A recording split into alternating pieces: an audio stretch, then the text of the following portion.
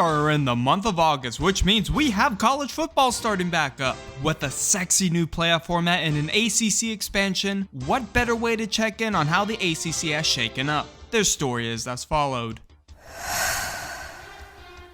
2023 will always be the year of what-ifs for the Noles, but make no mistake, the masterclass is back in session.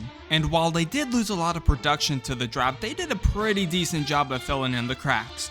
Mainly by stealing Alabama's players. Karma, I guess? Add in a veteran DJ Uiagalelei and the culture builder in Mike Norvell, this team should be in prime position to be back-to-back ACC champs. If only that 12-team playoff existed last year. If you take last year at face value, you can easily say it was a great season for these guys. After all, they weren't expected to be anywhere near the top of the conference, let alone the runner-ups. This season serves as a way for Louisville to prove to everyone that they are here to stay and that last year was not a fluke. With a sensational transfer class, Brom and his squad should ideally pick back up where they left off. The biggest concern I have is their quarterback room. With Plummer gone, they now have to rely on journeyman Tyler Shuck, who coincidentally is also 24. If things don't work out in that regard, this team might be in for a long ride. You truly have to start feeling sorry for the Wolfpack. Not because of team performance, but because no matter how well they perform, it seems like no one truly cares in the grand scheme of things. Is it because of the exposure that Duke and UNC have? Most likely. Surpassing 8 wins for the 4th consecutive year, winning is no longer a revelation to these guys. It's an expectation. Their biggest issue last year was inconsistent quarterback play. Grayson McCall from Coastal Carolina is a massive upgrade in that regard. We all know how this story will go. They'll win between 8 to 10 games and no one is really going to bat an eye or even care. I think they should get more recognition, but what can you do? Oh no! You won less than 10 games for the first time since 2010? Cry me a river. Safe to say, Clemson's reign on the ACC might be coming to an abrupt end. The defense should still be elite, but the offense is just meh. Praying that Klubnik develops faster than fine wine and having no legitimate receiving threat, the perfect reason to do jack shit in the portal. Yes, Daba, we are totally buying into the fact that you'd be a transfer portal genius if you left Clemson. Speaking of him, his expiration date might be coming up faster than expected. Only time will tell. In life, we all have regrets. For some, maybe it's not having the confidence to talk to a girl of interest. Hell, maybe it's something silly like forgetting to take the chicken out of the freezer before your mother gets home and now she's in the driveway. Well, one thing's for certain, underachieving whilst having Drake May under center is UNC's biggest regret. And now he's gone. Yes, you still have Amari and Hampton in a decent offense, but your defense is as crappy as ever. I'm not kidding. This is basically the Border Patrol in disguise with how easy things get past them. In my opinion, this year already looks like one to forget. I could be wrong, but if you only managed to get 8 wins with Drake May, are you seriously telling me you like their chances? I thought so. Every year, there's always that one team in the ACC that has a massive regression, and sadly, I think Duke might be that team. Despite their success from last year, it looked like for many, Duke was simply only a rest stop and not the destination. Riley Leonard and Mike Elko have left for greener pastures to Notre Dame and Texas A&M respectively. They did pick up Malik Murphy from the portal, who could be something, but his consistency is still in question. Oh yeah, I forgot, you also have Manny Diaz. Yawn. Did you not see him while he was at Miami? Now, I'm not saying this team is going to suck. They'll just be alright. At least you guys have basketball to look forward to, though. When talking about this team, I'm a little torn. On paper, they're contenders, favorites even. But in practice, it's just not translating. Whether that be horrid quarterback play or lack of awareness from the coaching staff, there's always that one thing that makes things go awry. Now entering year 3 of the Cristobal era, he has arguably the best roster in all of the ACC. If he fails to do anything with this talent around him, his time might be coming to an abrupt and ignominious end. Now whatever you do, just kneel the damn ball next time. Sometimes an organization just needs to hit the reset button in order to discover their potential. After telling Jeff Collins to pack his shit up, we found out that, hey, this team can actually do some things. Problem with that? They are very inconsistent. They'll beat teams like Miami one week and then go on to lose to Bowling Green the very next. I really want to believe in this team, but this feels like a 6-win team. But make no mistake, resets take time, and who knows? Maybe this is the beginning of something special. If I had to pick a dark horse team for 2024, Virginia Tech would be my selection. With the most returning players in the conference, I see them taking a huge step forward. And while they didn't do much in the portal, I don't think they really had to.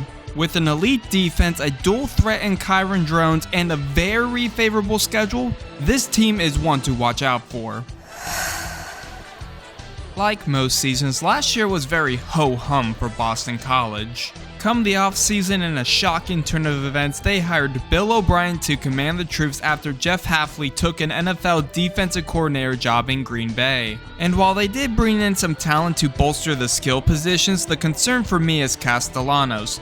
You cannot deny that he is a very good scrambler, but he needs to develop as a passer.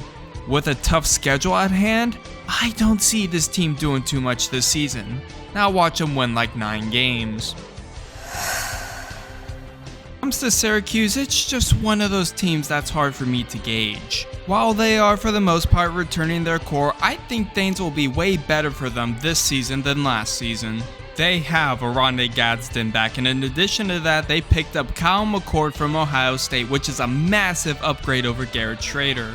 And while people aren't bullish on McCord, I think having less pressure than what he had as a Buckeye will do wonders for him. Now they still won't be contenders, but they still should be fun to watch. We all knew when Sam Hartman left after the 2022 season that Wake Forest would be in massive trouble, and man was that an understatement. Even with the talented pieces they had in the 2023 season, it was just depressing, and now that talent you once had, you lost to the draft and the portal. This team just had no stability at quarterback. They did grab Hank Bachmeier from Louisiana Tech, but he hasn't proven himself as the guy to get this team over the hump. The sad reality is this team is probably only gonna win like 4 games. It's harsh, but that's just the cold reality of things. To talk about this team in 2024, I can just copy and paste the script from the prior year. They will be competitive in a lot of their games, but they just don't quite have enough to get over the hump. They did try their best to solve their O-line woes, so hopefully they'll have an alright run attack because it certainly wasn't great the year before. Look, I know I'm being harsh on Virginia, but they've never been a football school, and maybe one day they will, but that day is certainly not today.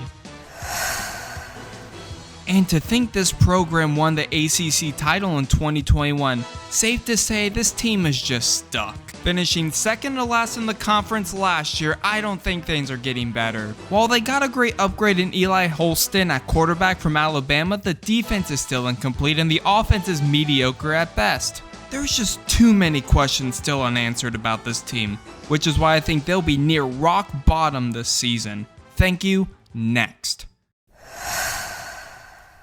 Oh yeah, I forgot these 3 are in the conference now. How are they even in the Atlantic Coast Conference when 2 of them are in California and the other is in Texas? Alright, I'll go over them quickly. SMU is the best of the bunch, winning the American Conference just last year. With most of the defense returning and a quarterback with a fantastic arm, and also playing nobody crazy on their schedule except for Louisville and Florida State, this team is a borderline contender. Then we have Cal, who I think will be a very decent team in the ACC. Coming from the now non-existent Pac-12, they always kept things interesting. They have an elite running back, great depth, and a very easy schedule to boot. I wouldn't be surprised if they won 7 to 8 games this year. Then we have Stanford, who in my opinion is going to be the worst team in the conference. They just suck, to put it lightly. They're in the lower quartile in points scored and were an abysmal second worst in points allowed per game at 37.7. Only UMass allows more points per game, and that's at 37.8. It's not that far off. Oh yeah, and you guys also have a tough schedule. Need I say more? And there you have it. 17 teams ready to duke it out for ACC supremacy. Now to make this video even more controversial, let's roll out the predictions, everyone's favorite.